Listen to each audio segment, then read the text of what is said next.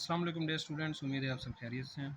आज की shortcut video में हम एनपीवी और आईआरआर को डिस्कस करेंगे। इनकी सिंपल तरीके से जो कैलकुलेशन है उसको डिस्कस करेंगे। जेटिबिल के पॉइंट ऑफ व्यू से शॉर्टकट करने की कोशिश करेंगे। वैसे ये दो टॉपिक जो है इनको ज़्यादा अच्छे तरीके से एलेबरेट किया जा सकता है, एग्जाम्पल से भी इनको वजाहत से समझाया जा सकता है। लेकिन पेपर में अगर एमसीक्यूज़ पूछे जाते हैं इन दोनों टॉपिक से तो आपके पास इतना टाइम नहीं होता, प्लस आपके पास कैलकुलेटर भी नहीं होता। तो मैं चाहता हूँ कि इसको शॉर्टकट तरीके से दोनों चीज़ों को समझा दूँ एक ही वीडियो में, और ख़ास तौर पर आपको ये बता दिया जाए कि नेट प्रेजेंट वैल्यू कैलकुलेट करने का फार्मूला अगर आपको समझ आता है तो इसी के ज़रिए आप आईआरआर किस तरह कैलकुलेट कर सकते हैं। ठीक है, हम यहाँ पर सबसे पहले ये देखते हैं कि नेट प्रेजेंट वैल्यू क्या होती है। नेट प्रेजेंट वैल्यू जो है ये एक डिफरेंस है between the present value of initial investment and the present value of the future cash flows. तो इन दोनों का जो डिफरेंस है ये आपका नेट प्रेजेंट वैल्यू होगा। तो इट मीन्स के नेट प्रेजेंट वैल्यू कैलकुलेट करने के लिए आपके पास जो है प्रेजेंट वैल्यूज़ का होना ज़रूरी है। ये दोनों का डिफरेंस ही नेट प्रेजेंट वैल्यू होगा। तो नेट प्रेजेंट वैल्यू निकालने के लिए हम क्या करेंगे कि प्रोजेक्ट ए यहाँ पर लिया एग्जांपल के तौर पर, और यहाँ पर देखें ईयर वन में उसकी इनिशियल इन्वेस्टमेंट जो उसमें की जा रही है प्रोजेक्ट में 1000 रुपीज़ की है, और इसी इन्वेस्टमेंट को ही हमने देखना है कि ये हमारे बिज़नेस के लिए फ्यूचर आउटकम्स के लिहाज से बेनिफिशियल है या नहीं। इसी मकसद के लिए नेट प्रेजेंट वैल्यू कैलकुलेट की जाती है, और इसी मकसद के लिए इंटरनल रेट ऑफ रिटर्न जो है उसकी कैलकुलेशन की जाती है कि प्रेजेंट हम जो इन्वेस्टमेंट करने जा रहे हैं इन प्रेजेंट, तो फ्यूचर कैश फ्लोज उसके कितने होंगे, हमारे पास रेवेन्यू जनरेशन उस इन्वेस्टमेंट से कितनी होगी। इन दोनों को कैलकुलेट करने का मकसद यही होता है कि हम फ्यूचर प्लानिंग कर रहे होते हैं। हम देखने की कोशिश कर रहे हैं कि कोई भी इन्वेस्टमेंट करते हैं तो इसके फ्यूचर आउटकम्स कितनी हो सकती है। ठीक है, एक प्रोजेक्ट ए था, उसमें 1000 रुपीज़ की इन्वेस्टमेंट की गई है, और उसके कैश फ्लोज बता दिए गए हैं कि 400 कंजेक्टिवली जो है 4 ईयर्स तक आपको कैश फ्लोज मिलेंगे।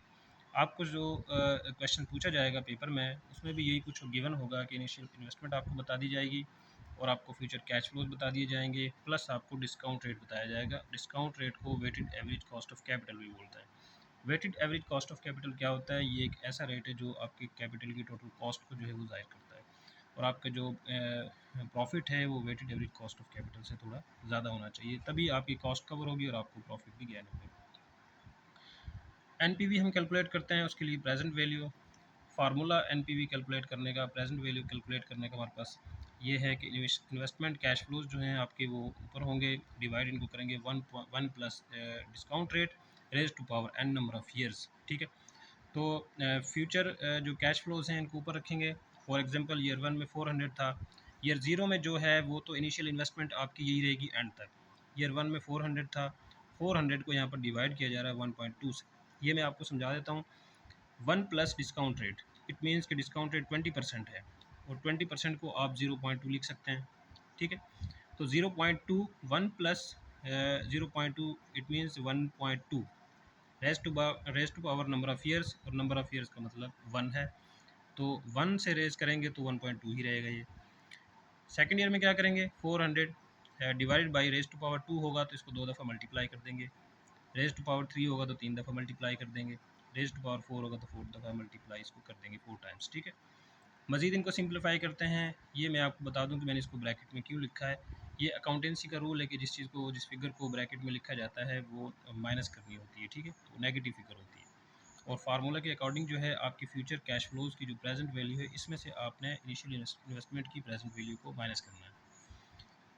खैर इसको सिंप्लीफाई करते हैं। 400 डिवाइडेड बाई 1.2, 400 डिवाइडेड बाई इन दोनों को मल्टीप्लाई करने से 1.44, इन तीनों को मल्टीप्लाई करने से 1.728, इन चारों को मल्टीप्लाई करने से 2.073 आंसर आ जाएगा। इनकी डिवीजन करते हैं मज़ीद।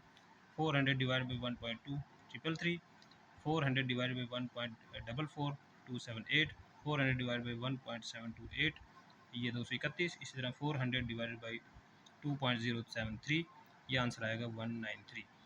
फ्यूचर कैश फ्लोज की आपकी प्रेजेंट वैल्यू ये आ गई। इन सबको चारों को जमा करेंगे तो 1035 आएगा, और इसमें से 1000 माइनस कर देंगे तो आंसर आपका 35 आंसर आ जाएगा।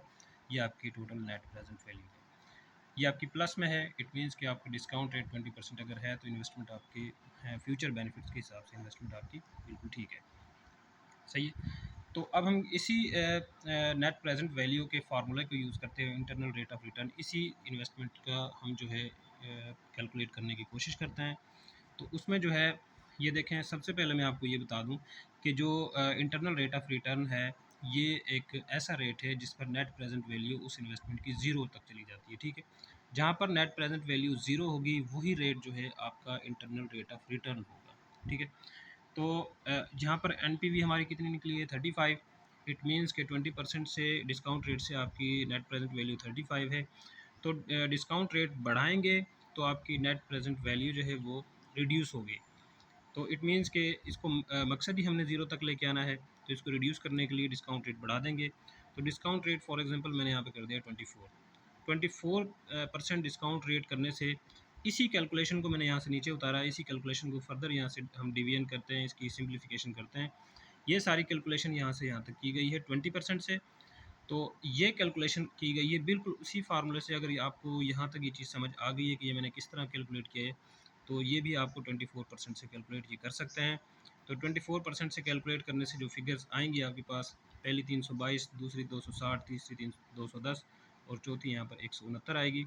इन तीनों चारों को जमा करने से आपके पास जो आंसर आएगा वो 961 होगा। इसमें से 1000 को आप माइनस कर देंगे तो आपका आंसर आ जाएगा -39। यानी एनपीवी जो है वो नेगेटिव में चली गई। इट मीन्स कि हमने डिस्काउंट रेट को ज़्यादा बढ़ा दिया था। 24% जो है ये डिस्काउंट रेट ज़्यादा था, जिसकी वजह से एनपीवी नेगेटिव में चली गई है।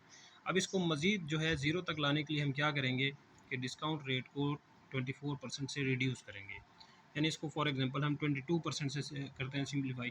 इसी कैलकुलेशन को यहाँ पे लेके आते हैं।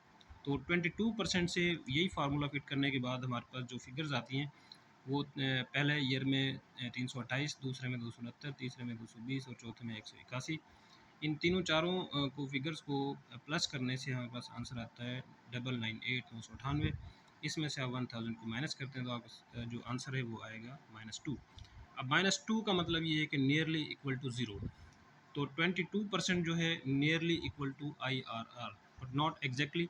तो एग्जैक्ट इसकी कैलकुलेशन करने का मतलब ये होगा कि आप 22% से भी थोड़ा सा रिड्यूस करेंगे, बिकॉज ये माइनस में है अभी भी फिगर।